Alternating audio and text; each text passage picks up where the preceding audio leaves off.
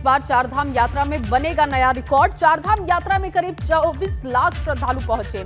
ये बड़ा रिकॉर्ड है। करीब 34 लाख यात्री करा चुके हैं रजिस्ट्रेशन। 30 जून तक बढ़ सकता है यात्रियों का आंकड़ा।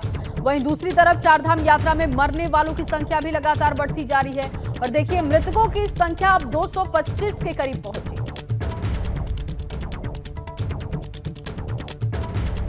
और चलिए इसी पर ज्यादा जानकारी हमारे संवाददाता पंकज राणा से ले लेते हैं। देहरादून से हमारे संवाददाता जुड़ चुके हैं। पंकज, बताएं कि ये जो रिकॉर्ड तोड़ संख्या है रजिस्ट्रेशन की पहुंचने वाले लोगों की, क्या ये बतलाती है? क्योंकि तैयारियों को लेकर शुरुआत में सवाल काफी उठे, लेकिन लोगों की पसंद अभी भी चारधाम यात्रा बनी हुई है। बिल्कुल, देखिए जिस तरह से चारधाम यात्रा पे यात्री आ रहे हैं उससे ये साफ जाहिर है कि जो यात्री हैं उनकी पसंद उत्तराखंड बना हुआ है, चाहे वो पर्यटक के हिसाब से हो या फिर तीर्थ यात्रा के हिसाब से हो, क्योंकि संख्या बहुत ज्यादा बढ़ गई है।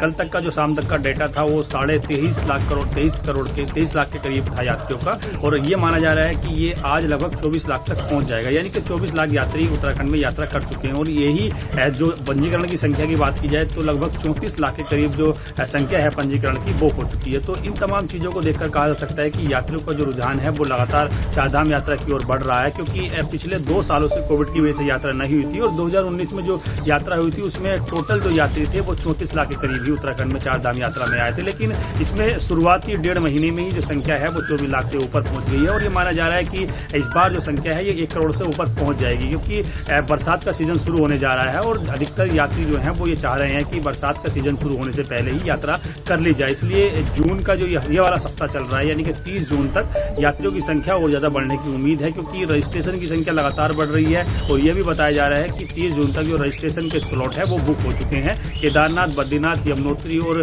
गंगोत्री चारों धामों में यात्रियों की संख्या के स्लॉट हैं वो फुल हैं। तो ऐसे में अब पर्यटन विभाग भी तमाम एडवाइजरी जारी कर रहा है, क्योंकि बरसात का पिछले 3 दिनों से लगातार जो बरसात हुई थी उसकी वजह से यात्रियों की संख्या थोड़ी कम हुई थी। लेकिन आज से मौसम विभाग ने कहा है कि अगले 26 तारीख तक मौसम का मिजाज बिल्कुल शुष्क रहने वाला है, ठीक रहेगा। तो यात्रियों की संख्या इन 4 दिनों में अब ज्यादा बढ़ेगी, क्योंकि जून का जो महीना है इसमें बच्चों की छुट्टी की वजह से भी संख्या ज्यादा होती है। उसके साथ साथ बरसात का सीजन ना होने की वजह से यात्री चाहते हैं कि बरसात से पहले यात्रा कर ली जाए और चारों धामों में वो अपने श्रद्धालु के तौर पर मत्था टेक लें। तो ये सभी चीजें होने वाली हैं, और ये कहा जा रहा है कि इस बार जो यात्रा है वो बहुत बड़े स्तर पर होगी। इससे एक तो 2-3 चीजें बड़े महत्वपूर्ण रही हैं। पिछले 2 साल से जो यात्री थे और जो तमाम यहाँ के लोग थे जो व्यवसाय से जुड़े हुए थे उनको भी दिक्कतें होती, लेकिन इस 1.5 महीने के अंदर ही तमाम जो व्यवसायी हैं उनके चेहरे भी खिले हुए हैं। उनके चाहे होटल व्यवसायी हो या फिर दूसरे तमाम अलग अलग तरह से व्यापार वहां कर रहे हों वो लोग हों, वो लगातार खुश हैं, क्योंकि यात्रा लगातार बढ़ रही है। और ये माना जा रहा है कि पर्यटन विभाग के ये आंकड़े हैं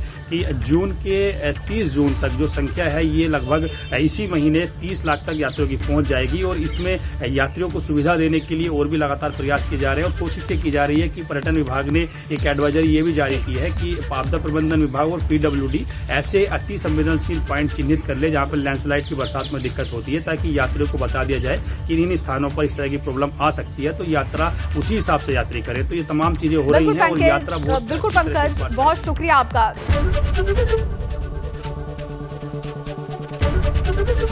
एबीपी गंगा, खबर आपकी, जुबान आपकी।